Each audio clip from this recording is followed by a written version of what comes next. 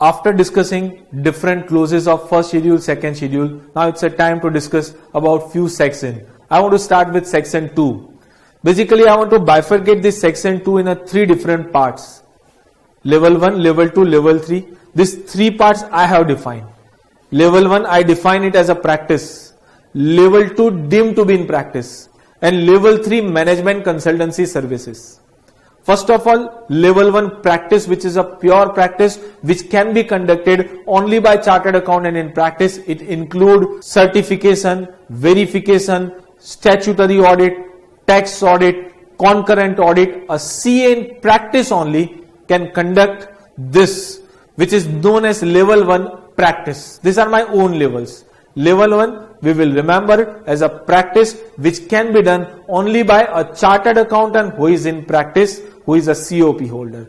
The second is deemed to be in practice, where even other professionals can be there as a part 2 along with us, where other professionals like a tax practitioner or a lawyer can also play their own role. So I don't say it's a pure practice, rather it's a deemed to be in practice. And within this deemed to be in practice, certain services are included, like liquidator, trustee, executor, administrator, arbitrator, receiver, advisor, or acting as a representative for costing, financial or taxation matters, or taking up appointment by central government, state government, or court of law, or any other statute. I define it as a deemed to be in practice, which is falling in level 2. First level was practice, second deemed to be in practice. Practice can be done only by CA in practice. Deemed to be in practice, where other professionals can be a part of it. You need to remember, very important, when a chartered accountant in practice, where ICA is taking action against him, and when his COP is surrender for certain time, maybe 3 months, 4 months, 6 months, he cannot be in a practice as well as he cannot be deemed to be in practice. Very important. Suppose a chartered accountant in practice is there, he is also a doctorate in taxation. Now his COP is being surrendered by ICA because he committed some misconduct for 6 months. Can he do tax representation work? Now you may think tax representation can be done even by a lawyer, even by a chartered accountant, even if he is not a COP holder. But you need to remember, the services which are falling in category of deemed to be in practice cannot be provided by a chartered accountant in practice when specifically his COP is being surrendered by ICA. So apparently the services which are being mentioned for deemed to be in practice, like liquidator or representation for taxation or state government or central government is appointing somewhere, for that COP is not needed apparently. Even a lawyer can be a liquidator. Even a tax practitioner can go for a tax representation work. So this work can be done even if you don't have COP, and that's why it is falling in a category of deemed to be in practice. But specifically, when you are a COP holder, ICA asks you, because of your misconduct, surrender your COP for 6 months. During that 6 months, you can't do this too, neither practice nor deemed to be in practice. The level 3 which I want to discuss is really popular, which is known as management consultancy services. This management consultancy services, this word we also had within Council's General Guideline. It is defined under section 224. A big list of services given within management consultancy services. But what is not being a part of management consultancy services, within management consultancy services, we don't have statutory or periodic audit like tax audit, because it is level 1, it is a pure practice. So level 1 is not level 3. Second, representation or advice concerning tax matter, it is level 2. So it is not level 3. Acting as liquidator, trustee, executor, administrator, arbitrator or receiver, again this is deemed to be in practice. So it cannot be said as management consultancy services. So within the list of management consultancy services, there cannot be any services which were falling in level 1 and level 2. That was practice and that was deemed to be in practice. So what is falling within the list of management consultancy services? A big list is there.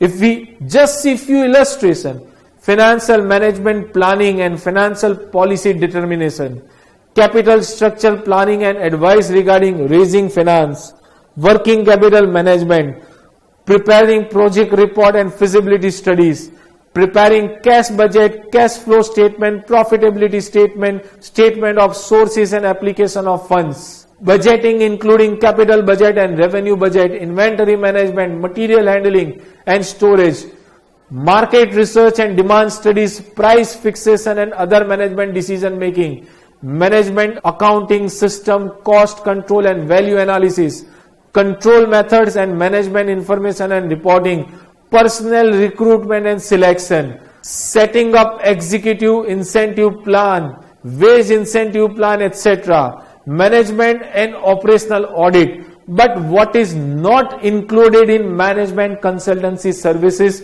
3 services are there which are not being a part of management consultancy services: broking, underwriting and PMS, portfolio management services. It cannot be provided by CA in practice. Broking, underwriting and portfolio management services. So we had an illustrative list of management consultancy services. Management consultancy services falling within the definition of section 2, subsection 2, clause 4, and in which there cannot be any services which were falling in practice or which were falling in deemed to be in practice. So level 1 and level 2 can't be a part of level 3. So within management consultancy services, all costing, FM oriented services we are providing. A big list is there, but 3 services are not being a part of management consultancy services: broking, underwriting and PMS. Now if we see the practicals related with this section 2, we are not in the clauses, we are discussing about section 2. If we see the practical number 1, a chartered accountant in practice has been suspended from practice for a period of 6 months and he had surrendered his certificate of practice for the said period. During the said period of suspension, though the member did not undertake any audit assignment, he undertook representation assignment for income tax, whereby he would appear before the tax authorities in his capacity as a chartered accountant. Recently I explained, whenever we were discussing about the deemed to be in practice, that whenever COP is surrender, at that time you cannot do practice or you cannot do deemed to be in practice. So during the suspension period of 6 months, COP, you are not surrendering voluntarily. ICI suspend it because of the misconduct committed by you, and during that time period neither you cannot be in practice nor you cannot be deemed to be in practice. So tax representation is nothing but deemed to be in practice, and which cannot be provided specifically when COP is being surrendered because of the suspension. And if these services are provided, it won't be treated as violation of any clauses, rather it would be treated as violation of section 2. Moving to the next question. A practicing chartered accountant agreed to select and recruit personnel conducting training program and work studies for and on behalf of a client.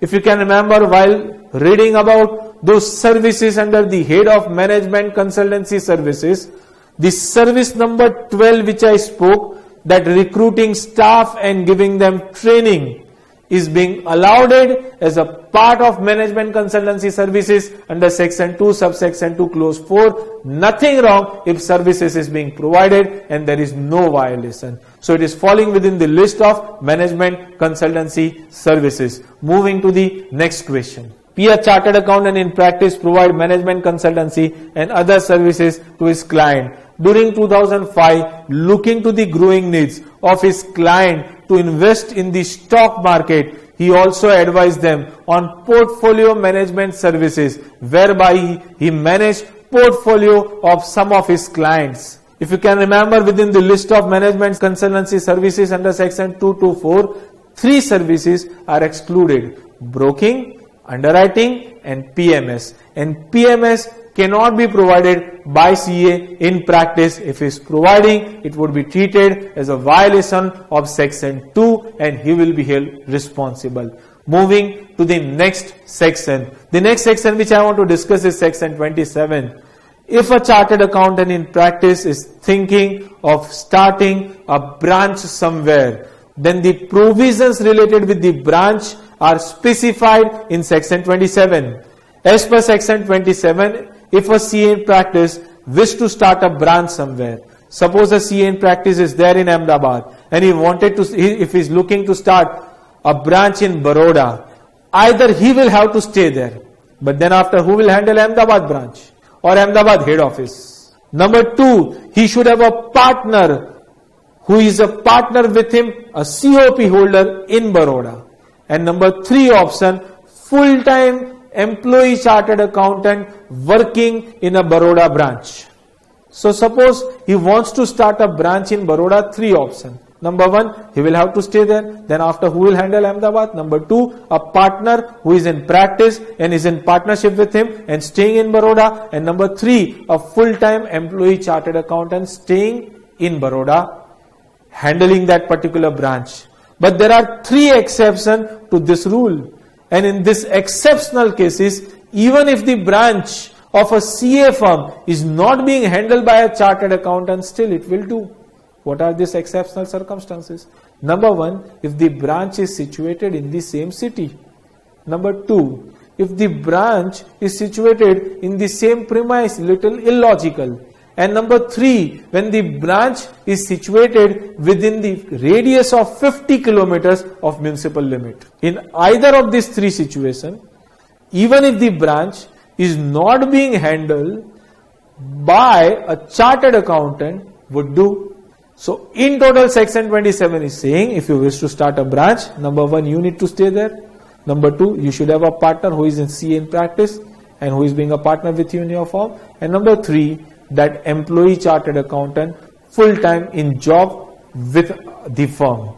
But there are three exceptions to this rule: same city, same premise, and 50 kilometer radius of the municipal limit. Now if we see the practical related with the same. Mr. G, a chartered accountant in practice as a sole proprietor, has an office in Mumbai near Churchgate. Due to increase in professional work, he opens another office in a suburb of Mumbai, which is approximately 80 kilometers away from the existing office. For running the new office, he employs 3 retired income tax officers. Now in case of Mumbai city like Mumbai, it is being a very big city. And there are certain areas like Kolaba, which are there in the South Mumbai or other centers. Now if you see the answer of this particular question, Mumbai is a very big city. And they are already having one office in one particular area, probably in a South Mumbai. And they started another office in the other area, which is very far, but still within the city of Mumbai only. It is 80 kilometers away from existing office, but still within the city of Mumbai only. If you see the exception, same city, same premise, and 50 kilometer radius of municipal limit. In the current case, the another office is in the same city, though very far, 80 kilometers away from existing office, still it is falling within exception, and that's why a retired income tax officers can be appointed. Nothing is wrong. This answer is differing from the answer which is given in PM.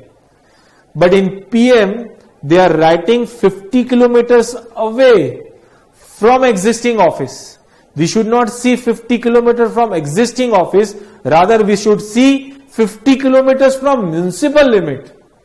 In this case, it is 80 kilometers away from existing office, but within the same city. And as it is within same city, is falling within exception, retired income tax officers can be appointed. There is no violation of section 27. Moving to the next concept which I want to discuss, that is a concept related with the fundamental principles and threats related with the same. Being CA in practice, we need to follow certain fundamental principles. In fact, these principles need to be followed by every professional, specifically in our profession. And there are certain threats whenever we want to follow these principles. Basically, in ICAI's examination, they always ask questions related either with section or with the clauses. They never ask such kind of theoretical question.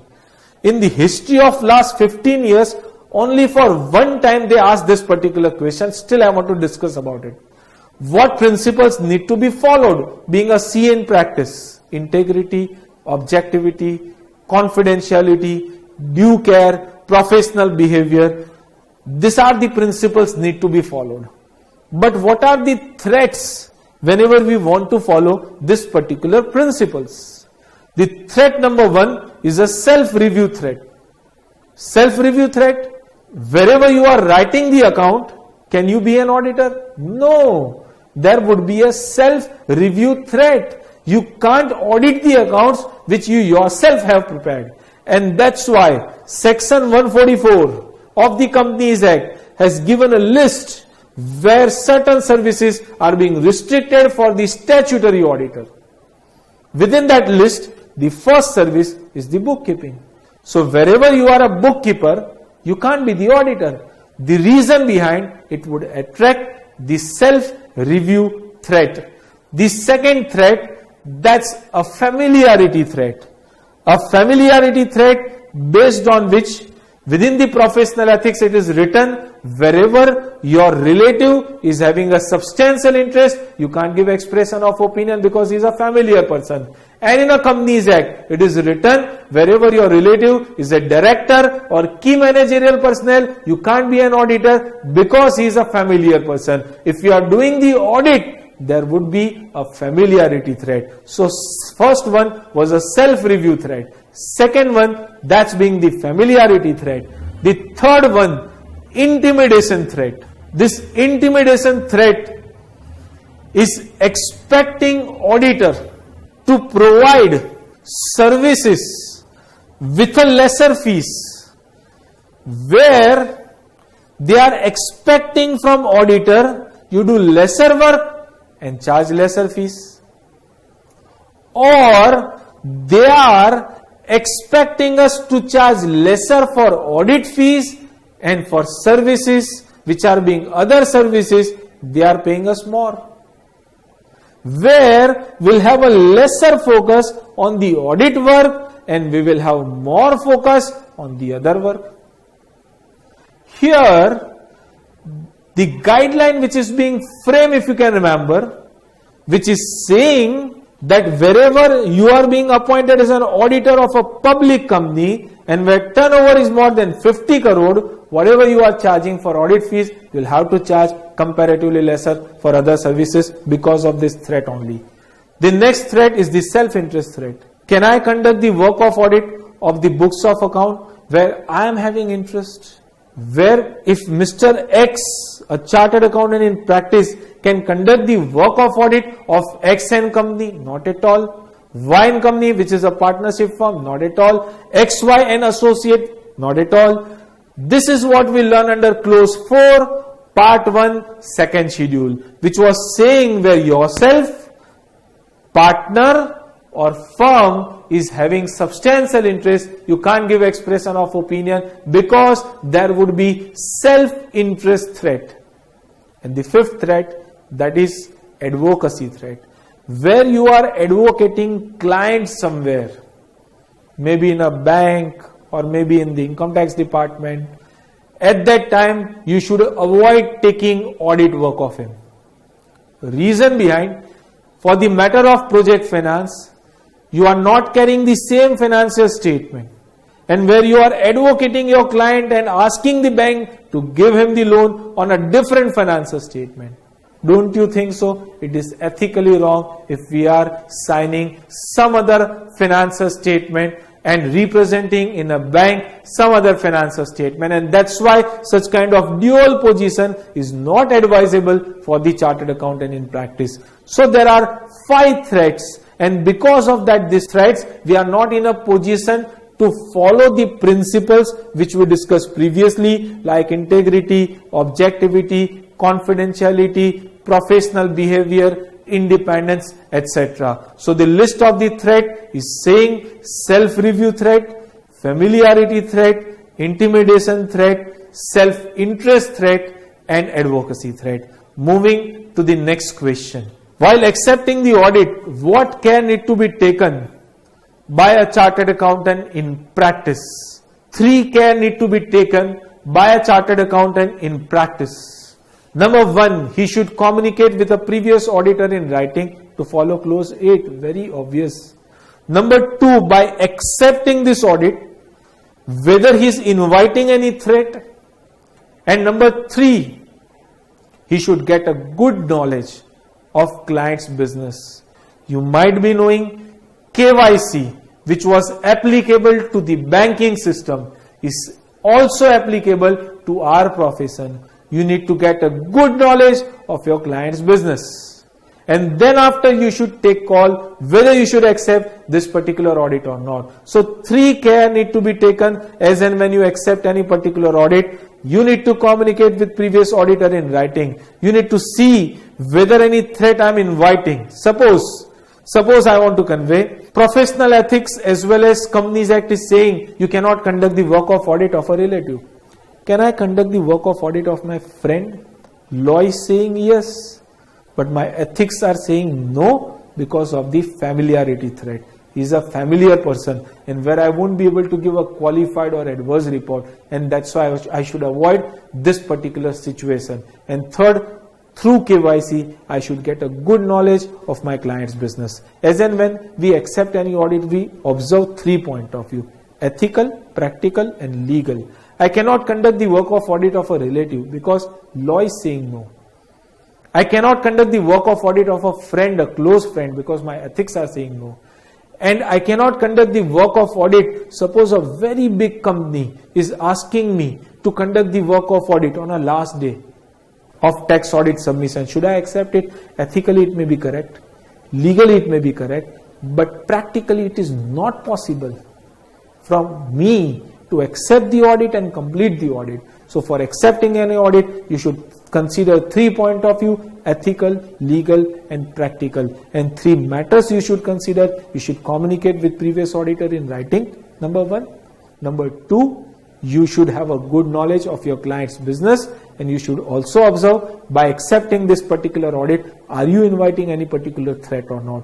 Moving to the next question. What care need to be taken by a professional accountant, means a chartered accountant, while quoting the fees?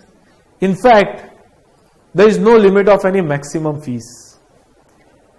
And we can charge comparatively lesser than the fees charged by a previous auditor.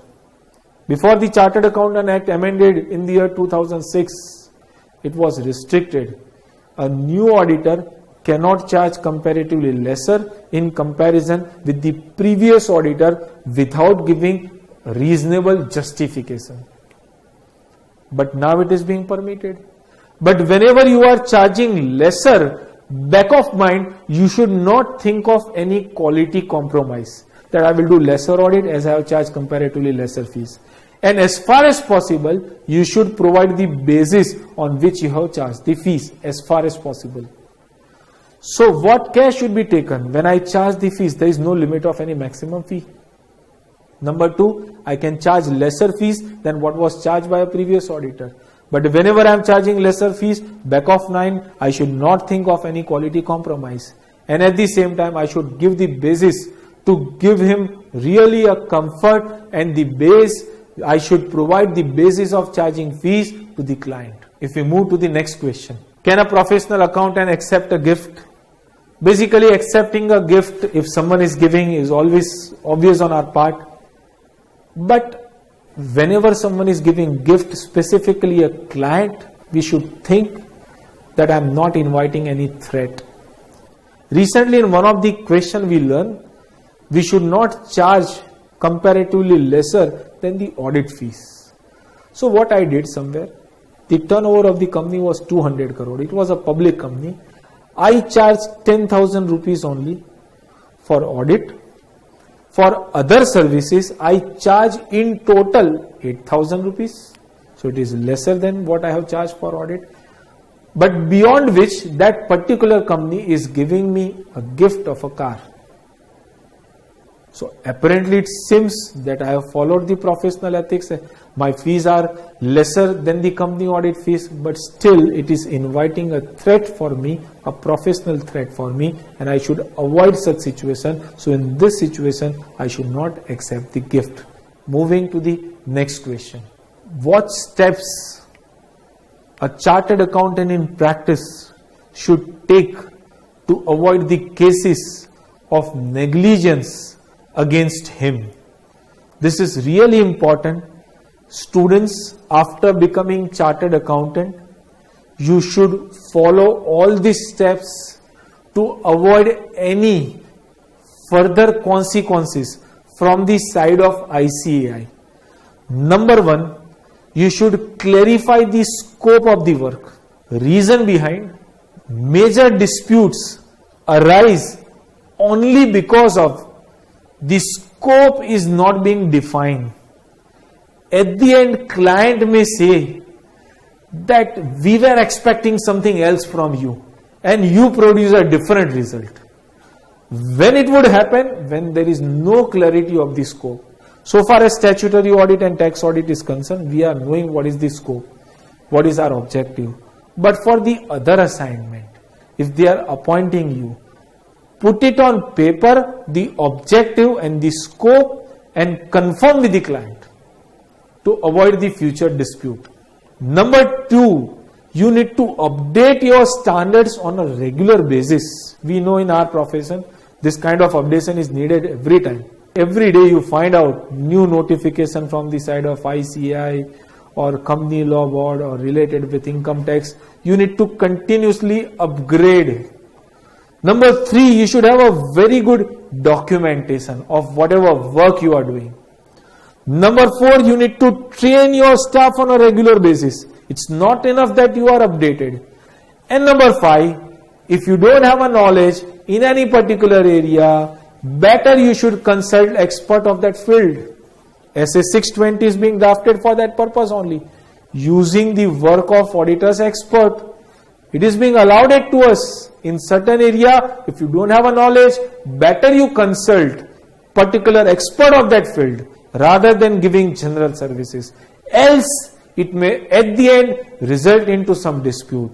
So to avoid future disputes, care should be taken from your side. Make the scope very clear on paper. Number two, continuously update and maintain the standards expected by ICAI. Maintain a very good documentation as per SA 230. Train your staff who is actually working. And in case of doubt, if needed, consult some expert. Moving to the next question.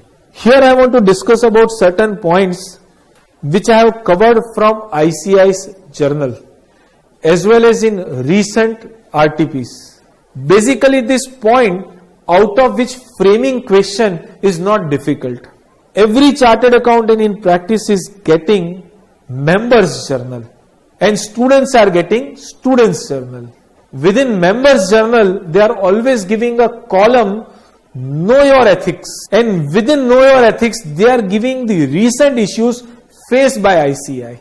So certain points I have covered, drafting question out of it won't be difficult for ICAI. And if they draft any question out of this area, totally it would be a new question for you because it is not being covered anywhere in PM or anywhere else in suggested or in RTP. And that's why I have selected certain points which every student should keep in mind. First point is saying we are aware that statutory auditor can't be a bookkeeper. But can an internal auditor be a bookkeeper? You remember again, if an internal auditor is becoming a bookkeeper, there would be a self-review threat. And that's why ICAI has clarified that the way in which a statutory auditor can't be a bookkeeper, an internal auditor can't be a bookkeeper. Imagine straight away if you get the same question in the examination, you would have a doubt. I have studied about statutory auditor, but I am not aware about internal auditor. So keep in mind, an internal auditor can't be a bookkeeper. The next point is saying a CA in practice should not manage NRI funds or work as collection agent. The next point is saying a CA can undertake assignment of obtaining digital identification number and digital signature certificate. This work can be done by a chartered accountant. But a chartered accountant cannot write in his professional document when he is a CA in practice that celebrating 75 years in profession, celebrating 100 years in profession or 25 years in profession, neither on envelope, nor on visiting card, nor on the letterhead. That indicate his seniority, and that's why it should be avoided. Moreover, a CA cannot undertake the assignment of a system audit of a bank when he has taken loan from the bank. For that I want to clarify, any branch of the bank, you have taken a loan, don't accept the system audit of the same bank even if the branch is different. Even if the branch is different of the same bank, you should not accept the audit assignment. A CA director of a company should not participate in the board meeting when the item relating to the client is likely to be considered in that particular board meeting. A very good point. A CA in practice can become a director. Yes, you can remember clause 11.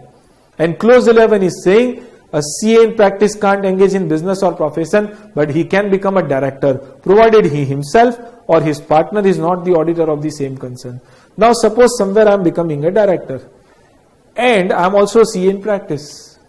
Now there is a likely board meeting where one of the agenda is to take a decision whether to purchase goods from A Limited, and basically that A Limited is my client in my CA firm. In that case, I should avoid participating in that particular board meeting. So a CA in practice is a director somewhere, and in a board meeting, if the issue related to the client is likely to be discussed, in that case he should avoid the board meeting.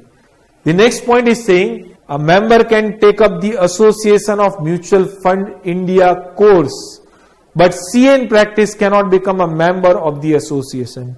You can appear for this examination, remember, but if you are a CA in practice, don't be a member of the association. If you are not in CA in practice, you can appear for exam also, you can get this certificate also, and you can become a member of the association as well.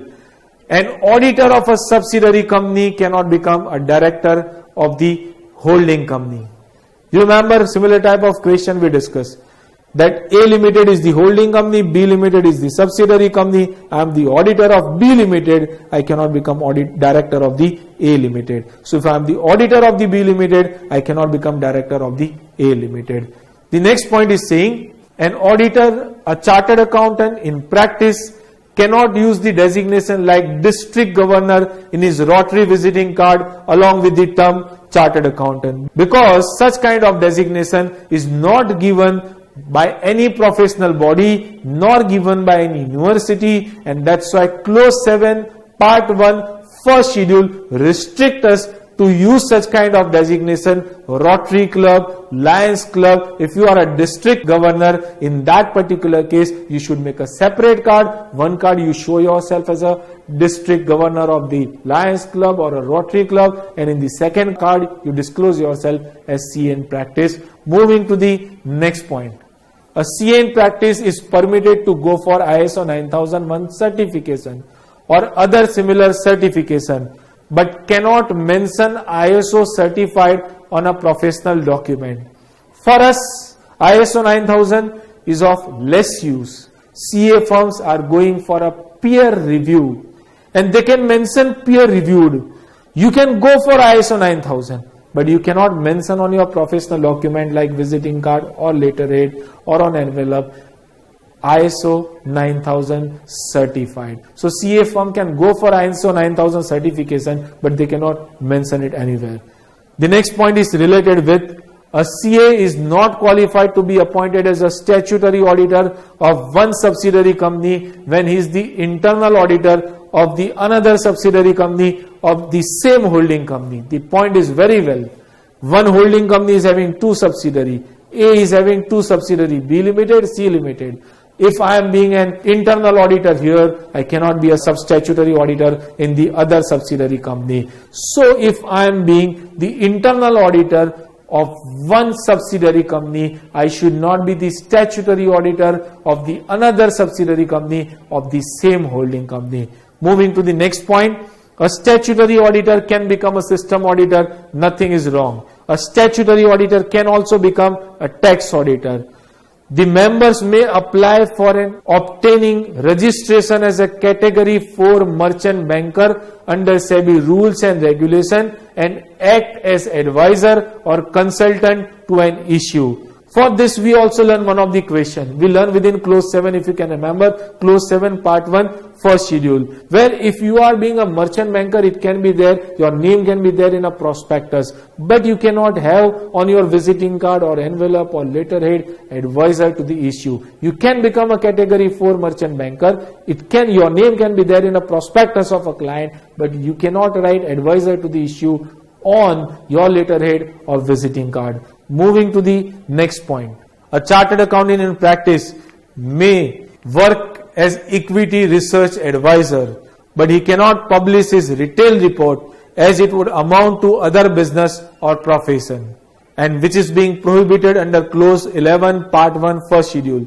A chartered accountant who is a member of a trust, means a trustee, cannot be auditor of the said trust. A chartered accountant in practice may engage himself as a registration authority for obtaining digital signatures for the clients. A chartered accountant can hold the credit card of a bank when he is also the auditor of the bank, provided the outstanding balance on the said card does not exceed rupees 10,000 beyond the prescribed credit limit on credit card given to him. A chartered accountant can hold the credit card of a bank when he is also the auditor of the bank, provided the outstanding balance on the said card does not exceed 10,000 beyond the prescribed credit period limit on credit card given to him. You know that limit of 10,000 is given here because of what reason? The reason behind Council General Guidelines. Within Council General Guidelines, the last guidelines was related with indebtedness criteria. For a company audit is a 5 lakh rupees, and for all other types of audit it is 10,000. Moving to the next point.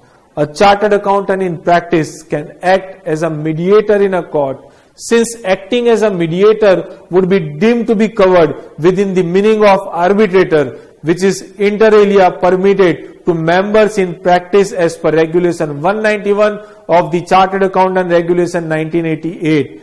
Arbitrator was falling within category of deemed to be in practice. If you can remember, we bifurcated services of CA in practice in 3 parts: practice, deemed to be in practice, and management consultancy services. And arbitrator is falling within category of deemed to be in practice. It is being permitted.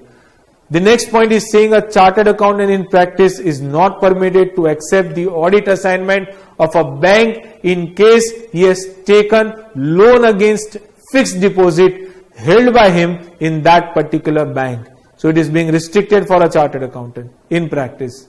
A chartered accountant in practice cannot become financial advisor and receive fees or commission from financial institutions such as mutual fund, insurance company, NBFCs, etc. I give you the example that suppose my client is asking me where I should go for insurance investment, which particular policy is good for me.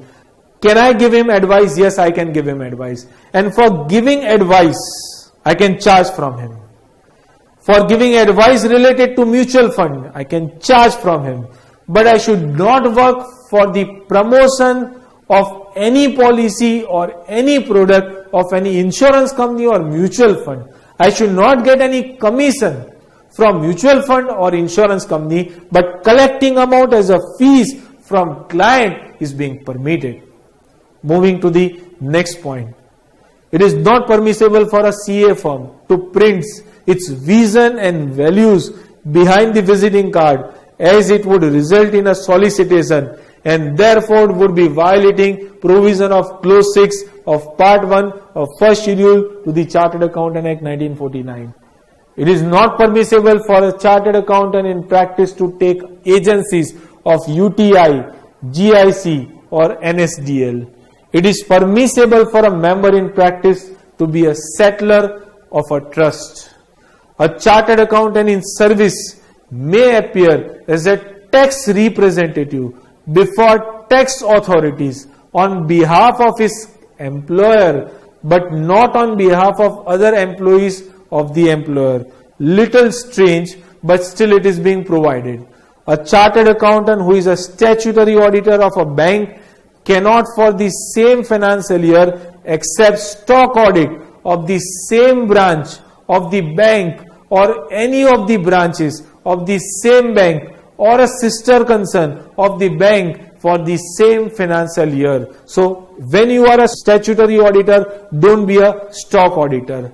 A CA firm which has been appointed as the internal auditor of a PF trust by a government company cannot be appointed as its statutory auditor. A concurrent auditor of a bank X cannot be appointed as a statutory auditor of bank Y which is sponsored by X.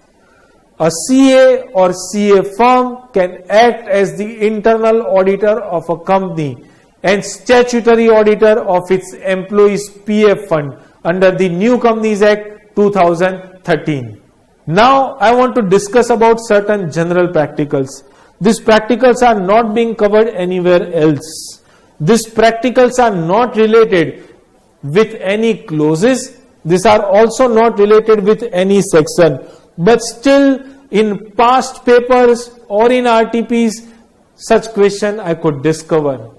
The client of Mr. Rajagopal complained that he has charged an excessive fee for a professional assignment. Is he guilty of professional misconduct? For this particular question, I want to say, while charging the fees, what care should be taken, we recently learned.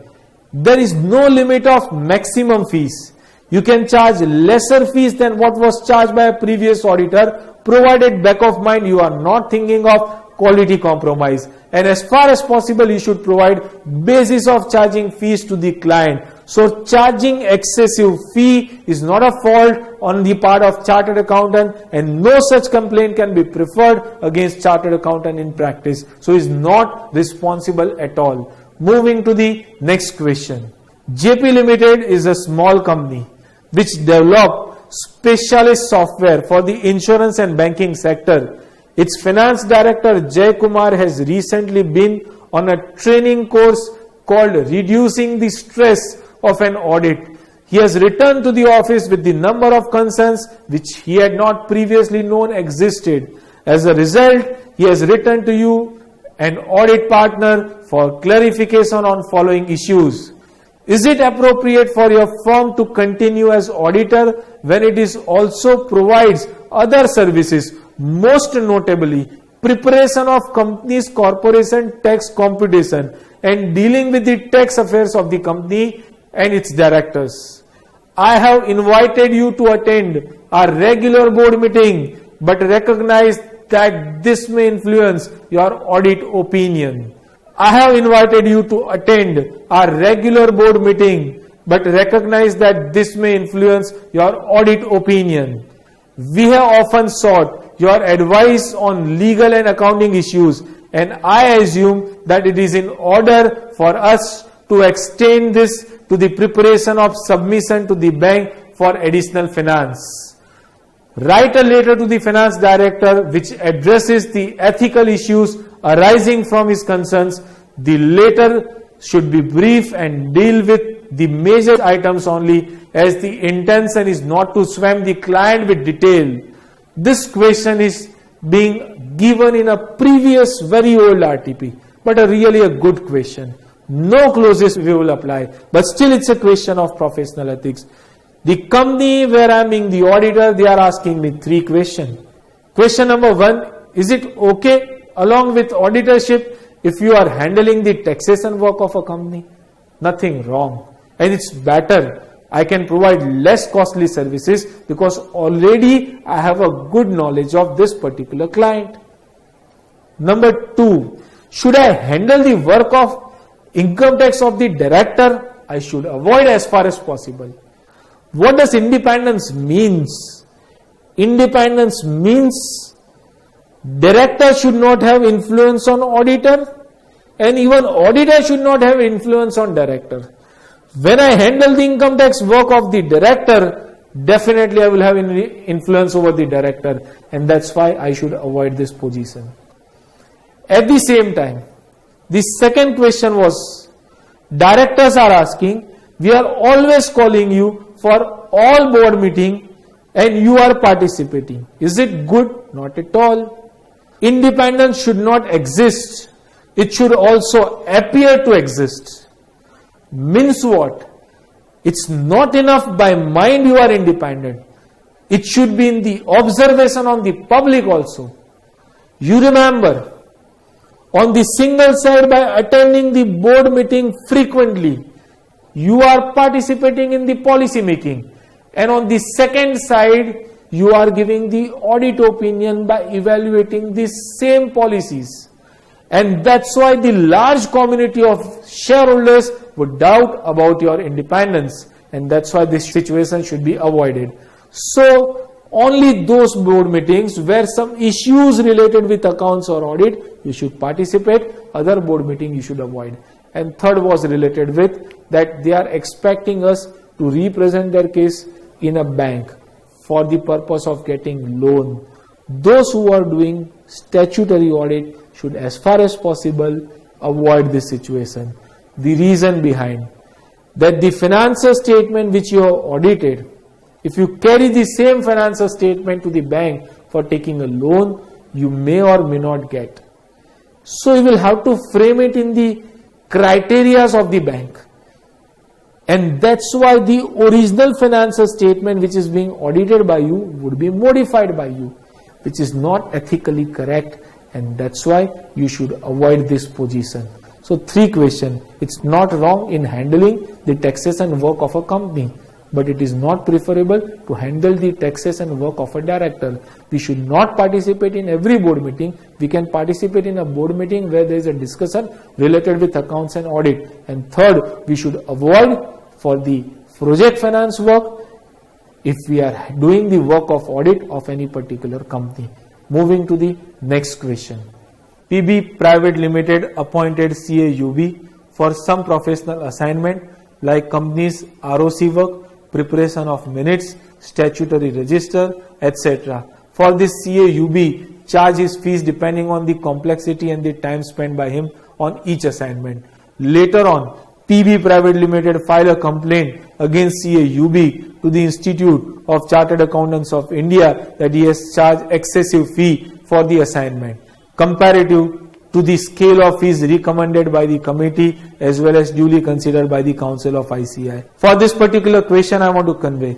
You might be thinking here we are charging fees contingent upon future finding, not at all. But this is usually happening when we get any client for the first time. And this kind of experience we don't have. So we are not able to create a base based on which we can charge the fees. So we are seeing the involvement of time and involvement of the staff based on which I will charge the fees. And later on you are charging your fees accordingly. In that particular case, it is quite possible that there is a dispute with the client, and client is saying that you are charging excessive fees. For this matter, as far as possible, by sitting with the client, you should avoid the dispute. But still, if it cannot be avoided, if the client is filing a case in ICAI, no action would be taken against chartered accountant because there is no limit of maximum fees. And second, you should not think that here we are charging the fees which are contingent upon future finding, and accordingly clause 10 part 1 for schedule won't become applicable. These are the general practicals related with the professional ethics which are no way related with clauses, related with sections. In total, what we learn in the professional ethics, I want to give you a complete recall of all the things what we have learned in the professional ethics very fast. We started with a first schedule. First schedule, part 1, applicable to CA in practice. There were 12 clauses. First, a CA in practice cannot allow any other person to use the firm name except he is being a partner or an employee, provided employee is also CA in practice. Clause 2, he cannot share his fees with others, but he can share his fees with 5, partner, retired partner, legal representative of the deceased partner, other professionals permitted within regulation 53A, and any other CA in practice. Clause 3, he cannot share the fees of others, but yes, he can share the fees of those who are sharing his fees under clause 2. Clause 4, within India and outside India with whom he can make partnership. Within India with 2, a CA in practice and other professionals permitted within regulation 53B, and out of India with 3, whoever is covered within section 4 subsection 1 clause 5. That is a basic chartered accountant staying abroad. Second, whoever is being permitted by central government and whoever is being permitted by council. Clause 5, he should not generate work through wrong means and wrong person. Clause 6, advertisement, personal communication, personal interview and circulars are prohibited for the chartered accountant. Clause 6, advertisement, personal communication, appearing for interview and circulars prohibited by chartered accountant. But he can apply to the tender and he can ask any other chartered accountant to give work on professional basis. Clause 7, disclosure of professional achievement and using any other designation other than chartered accountant is restricted. Clause 8, communication with previous auditor in writing. Clause 9, requirement of section 139, 40, 41, 42 of Companies Act for company auditor. Clause 10, fees contingent upon future finding, exception regulation 192. Clause 11, a CA in practice can't engage in any other business or profession. Clause 12, who can sign the auditor's report. Part 2, CA in service, 2 clauses. He cannot share his salaries with someone and he cannot share the fees of someone. Part 3, CA in general, 3 clauses.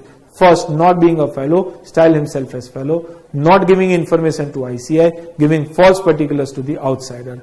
Part 4, other misconduct, 2 clauses. First, if he is being convicted for a term less than 6 months by civil or criminal court. And second, doing something deriving disreputation to ICI. Second schedule, part 1, CA in practice, 10 clauses. First, confidentiality he needs to maintain. Second, certification without examination of historic data, financial statement. Third, certification without examination of prospective data. Fourth, that he himself is partner, firm is having substantial interest, no expression of opinion. Fifth, fail to disclose a material fact, the non-disclosure of which is making the financial statement misleading. Sixth, fail to report on material misstatement. 7, grossly negligent in respect of his professional duties. 8, not generating enough information to warrant his expression or taking such a big exception which nullify the effect of his expression. 9, departure from auditing standard need to be disclosed. And 10th, money belonging to the client need to be deposited in a separate bank account and it should be utilized for the purpose for which it was given. Part 2 of second schedule, 4 clauses. First, if he is making violation of Act, regulation, guidelines. This part 2 is applicable to CA in general. Second clause, applicable to CA in employment, he needs to maintain confidentiality. Third, providing false particulars to the ICI. And fourth, embezzlement of money received in a professional capacity. Part 3, CA in general, other misconduct. Here, part 3, applicable for other misconduct, only 1 clause if he is being convicted for a term more than 6 months by civil or criminal court. Apart from that, we learn certain regulation. Regulation 53A within clause 2, with whom we can share fees. Regulation 53B in clause 4, with whom we can make partnership. Regulation 192 in clause 10, exception of the case where we can charge the fees contingent upon future finding. Regulation 190 capital A in clause 11, apart from business and profession, what else can be done with approval or without approval. Regulation 43 related with the engagement of article clerk. Regulation 47 related with the premium of article clerk. Regulation 48 related with the stipend of article clerk. We also learn about the sections. Certain sections we learn. Section 2, which we bifurcated in 3 parts. Practice, deemed to be in practice, management consultancy services. Management consultancy services is being defined under section 2, subsection 2, clause 4, plus section 27, which was related with the branch. And apart from that, we also learn about certain ethical questions, like, should we accept the gift? Like, what are the principles we need to follow and what are the threats? So, we covered the entire professional ethics. It is having weightage of 16 marks, really important. During this discussion, we discussed many practicals and this practical covers the entire PM and all recent RTPs. All questions asked in the past examination. So this video would be of a great use to all of you for learning entire professional ethics, which is having weightage of 16 marks. Apart from that, I also explained that you need to devote 6 hours on a last day for revising this entire professional ethics, out of which 2 hours for learning by heart all clauses and for 4 hours going through all the practical question.